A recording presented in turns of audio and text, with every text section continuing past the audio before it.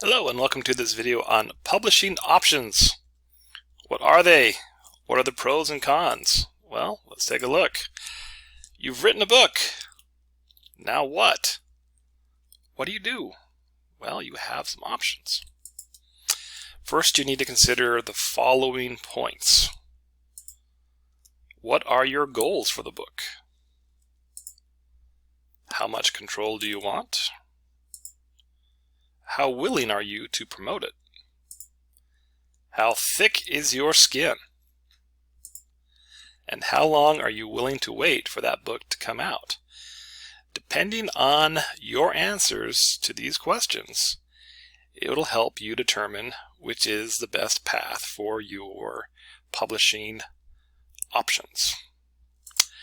There are three main types of publishing, and sometimes these go by different names. For the sake of this video, we will call them traditional, independent, which is also known as self-publishing, and joint venture. So three different types, three different approaches. We're going to look at the pros and cons of each one to help you figure out which is the best fit for you. For traditional, remember how I talked about having a thick skin? Okay. Get used to rejection when it comes to approaching the traditional way. Now, there's a few different ways you can do it. You can get an agent. You can send a query letter or reach out to them and see if they'll represent you. Sometimes you can contact the publisher directly. Sometimes you don't have to even go through an agent. There are some pros to the traditional publishing model from an author's point of view. Your book will get into bookstores and will have a larger distribution. And I will tell you, that's pretty darn cool to see your book in a bookstore from personal experience. You don't have to spend any money up front. That's it. You don't spend any money up front. You just get royalty checks. As I just noted, they will pay you. Usually once a quarter, or sometimes twice a year, depending on the publisher. And you will get greater exposure, which leads to higher number of copies sold. These sound like some pretty darn good positives to traditional publishing. Let's look at the cons of traditional publishing. Your percentage of the sales is small. For each book that is sold, you actually get a very small percentage. It could be less than 10%. Kind of just depends. If you have an agent, they get a cut of your royalties before you even see anything. Everyone gets a cut before you do. You generally have to sign away most, if not all, of the rights to your book, including the intellectual property. And that can be negotiated, but generally you will have to sign away the rights. You have little to no say on the cover.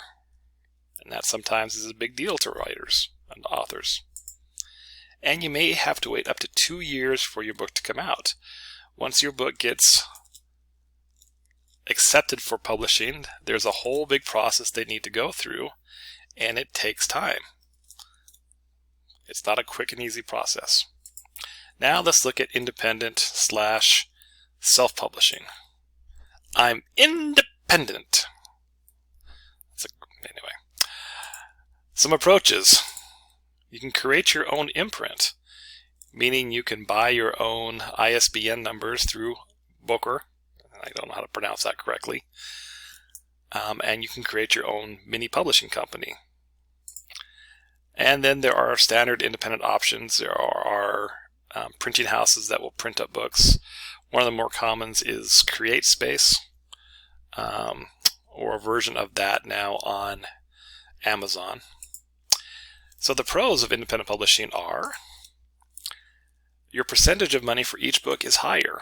You make significantly more for each book that you sell. For example, you may make several dollars off of a book that sells as opposed to just less than $1. You don't have to give a cut to an agent. You keep all that money. And you get to keep the rights. So you don't have to worry about anyone making your book into a movie and just absolutely thrashing it. You have full creative control, including the cover. of how it looks on the inside, on the outside. And your book can be available within a few weeks after you get done with the process. These are some things to consider if that's something that is interesting to you. But of course, we have to look at the other side. Very few bookstores will sell independent books. Well, bookstores are kind of going out of style, as it were. A lot of people read ebooks, so maybe that's not that big of a deal to you. You have to do everything or pay someone else to do it. That includes the cover design, editing, and text formatting. If you do not know how to do everything that's involved in a book, then you have to pay someone else to do it. So they may cost you money out of pocket. You will have to do all the promotion or no one will know about your book. It's not enough just to get it posted on Amazon. People will not buy it if they don't know about it. So you have to do promotion. And there is a stigma in the publishing world against independent published books. Often I hear, oh, you couldn't cut it as a traditional book. Therefore, your work must not be very good. That is a fallacy. There are a lot of books that are traditionally published and do very well on the national bestseller list, which are very poorly written and not very good books, but they have found an audience. Something to think about. And then there's the joint venture, which is not necessarily one that a lot of people talk about or think about. Joint venture. Oh, look at that. We're shaking hands. This is where you partner with a publishing company. And each of you shares the costs and the rewards of publishing a book. The pros of joint venture publishing are you have a higher chance of getting a publisher. There are a lot of publishers out there who are willing to work with those who do joint venture. You don't have to have an agent. Your book can be available faster than with a traditional publisher, often significantly faster, but not as fast as you would see with independent publishing. Your book can be sold in bookstores, usually, because you are doing it through a publisher. And the publisher usually provides the cover artist, the editor, and the text formatting, depending on what your agreement is with them. The cons of joint venture publishing: you will have to pay money up front. Again, you are sharing the risk. So you have to pay money up front to the joint venture publisher to help cover the costs of production of the book. You may or may not have creative control with the cover. Kind of just depends on whether that's something that's interesting to you or not. You will have to do a significant amount of promotion per your contract. Generally, the publisher, when they have an agreement with you with joint venture, they expect you to do promotion so that the book can be sold and you both can make money. And there is no guarantee that you will make back what you spent up front. And as a word of warning, there are a lot of very shady joint venturing publishing companies out there. There are some very legitimate ones, so make sure you do your research before you decide to go down that way, and make sure that the company that you decide to work with is actually credible. So what is best for you? Well, that is an excellent question. So based on what we just talked about, look again at these 5 questions. What are your goals for the book? Do you want to sell a whole bunch of copies? Do you want to see it in bookstores? Do you want to just be fine with waiting however long it's going to take? Do you mind giving up your rights to the book? How much control do you want? Okay. For some people, they don't care. They just want their book out there so people can buy it and read it.